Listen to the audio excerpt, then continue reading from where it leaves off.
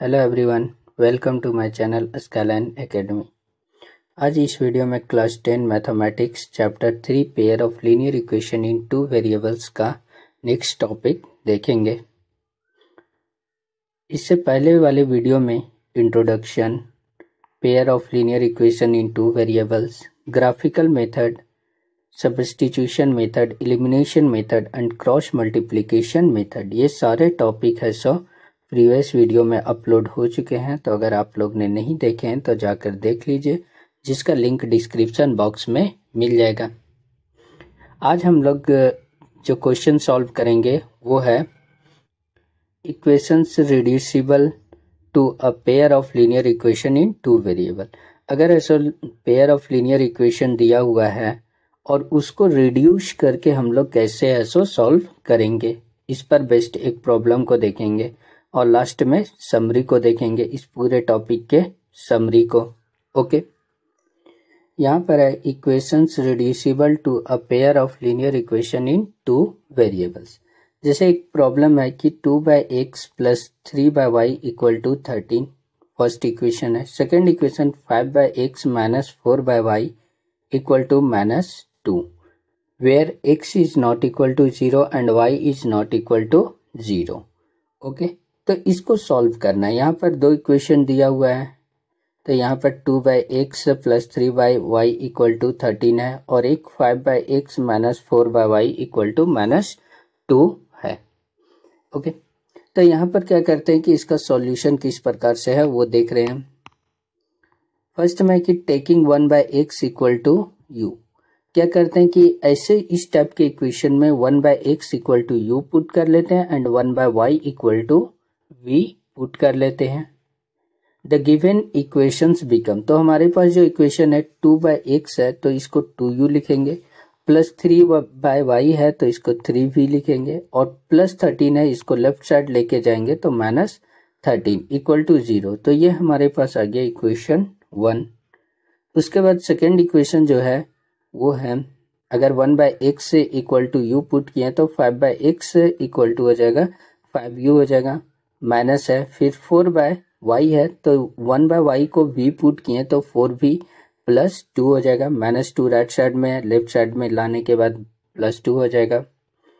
तो यहाँ से 5u minus 4v plus 2 equal to 0, ये हमारे पास इक्वेशन 2 है।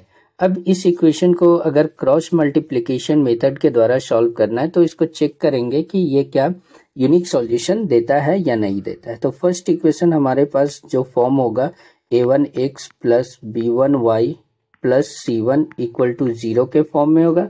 सेकेंड इक्वेशन जो होगा वो a2x plus b2y plus c2 equal to 0 के फॉर्म में होगा। तो यहाँ से a1 b1 c1 a2 b2 c2 का वैल्यू फाइंड करेंगे। ओके, उसके बाद क्रॉस मल्टीप्लिकेशन मेथड का यूज करेंगे।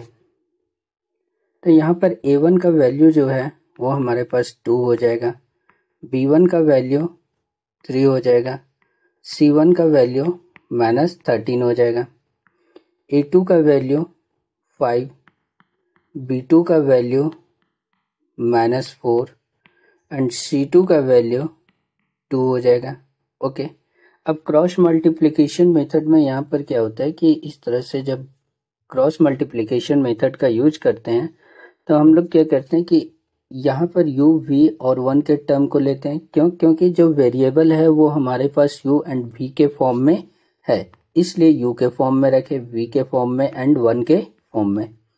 ओके, उसके बाद यहाँ पर जो टर्म आता था वो इस टर्म को u वाले टर्म को छोड़ दिया जाता था। उसके बाद फिर ऐसा यहाँ से लिखाता था कि b1 b2, उसके बाद यहाँ पर ऐसा c1 c2, उसके बाद यहाँ पर a1 a2, उसके बाद यहाँ पर b1 b2 हो जाएगा। ओके, तो यहाँ पर जब ऐसा सारे वैल्यू को जब पुट करेंगे तो b1 b2 का वैल्यू 3 - 4 है, c1 c2 का वैल्यू -13 2 है, उसके बाद a1 a2 का वैल्यू 2 5 है, b1 b2 का वैल्यू 3 4 है। जब इन सारे वैल्यू को इसमें पुट कर लिए उसके बाद ऐसे इसका क्रॉस मल्टीप्लिकेशन मेथड करते हैं।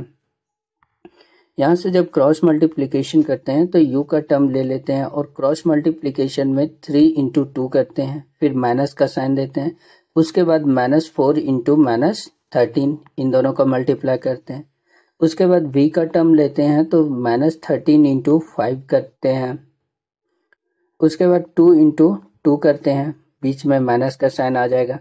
1 का टर्म लेंगे तो फिर ऐसा यहाँ से 2 इंटू -4 होगा, उसके बाद फिर ऐसा माइनस आएगा और 5 इंटू 3 मल्टीप्लाई में होगा।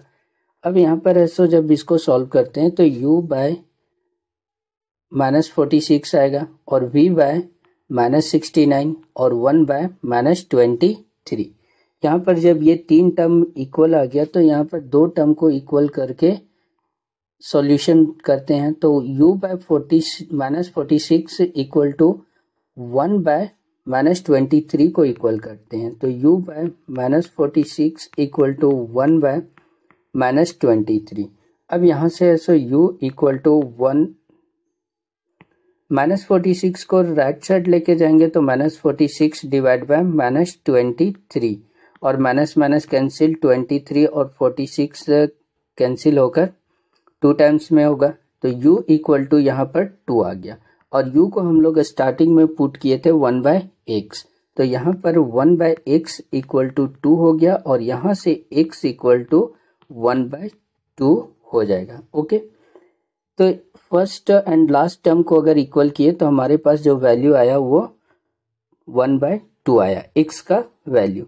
अब क्या करते हैं कि सेकेंड टर्म को इक्वल करते हैं, दोनों सेकेंड टर्म को, ये दोनों को v बाय -69 एंड 1 बाय -23, तो इसको जब इक्वल करेंगे तो हमारे पास क्या वैल्यू आएगा, v by -69 equal to 1 by -23 और इसको क्रॉस मल्टीप्लिकेशन करेंगे तो v equal to -69 divide by -23 और ये माइनस माइनस कैंसिल और 23 और 69 3 टाइम्स में कैंसिल होगा।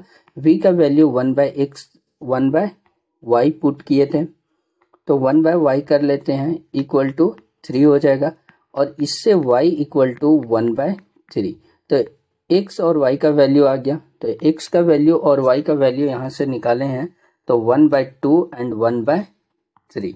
ओके, जब ये चीज हो गया तो यहाँ से जब दोनों सॉल्यूशन निकल गया, hence x equal to 1/2 and y equal to 1/3 is the required solution.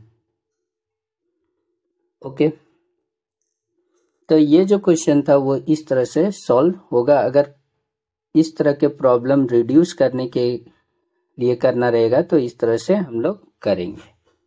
अब आते हैं समरी में, जो इस पूरे चैप्टर का समरी है। इस चैप्टर में क्या क्या पढ़े उसके बारे में।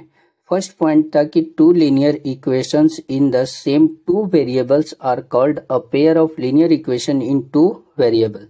The most general form of a pair of linear equation is a1x plus b1y plus c1 equal to 0 and a2x plus b2y plus c2 equal to 0। मतलब कि कहा गया है कि अगर 2 लीनियर इक्वेशन है और वो 2 वेरिएबल सेम वेरिएबल पर है तब उसको हम लोग ऐसा उन दोनों इक्वेशन का जनरल फॉर्म ये होगा a1x plus b1y plus c1 equal to 0 and a2x plus b2y plus c2 equal to 0, where a1, a2, b1, b2, c1, c2 are real numbers। यहाँ पर a1, a2, b1, b2, c1, c2 सारे रियल्स numbers होंगे, such that a1 square plus b1 square is not equal to 0 and a2 square plus b2 square is not equal to 0। ये 2 condition है, सो यहाँ से apply होगा।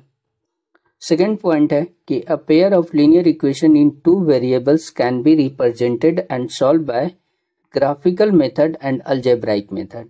तो पेयर ऑफ लीनियर इक्वेशन जो होता है वो 2 तरीके से सॉल्व किया जा सकता है, एक ग्राफिकल मेथड के द्वारा जिसमें हम लोग ग्राफ की मदद से बनाकर किए थे, और दूसरा जो होता है अलजेब्राइक मेथड के द्वारा।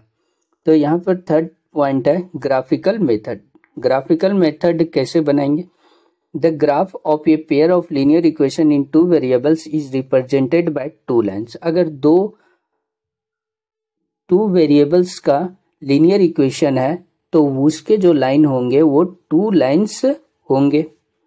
तो टू लाइंस का क्या क्या कंडीशन है कि if the line intersect at A point, अगर ग्राफ में देखे थे कि अगर दो लाइन इंटरसेक्ट करता है किसी एक पॉइंट पर, then that point gives the unique solution. तो इस जिस पॉइंट पे इंटरसेक्ट करेगा वहां पर यूनिक सॉल्यूशन देगा of the two equations. In this case the pair of equation is consistent, और इस तरह से इक्वेशन क्या होगा, कंसिस्टेंट होगा।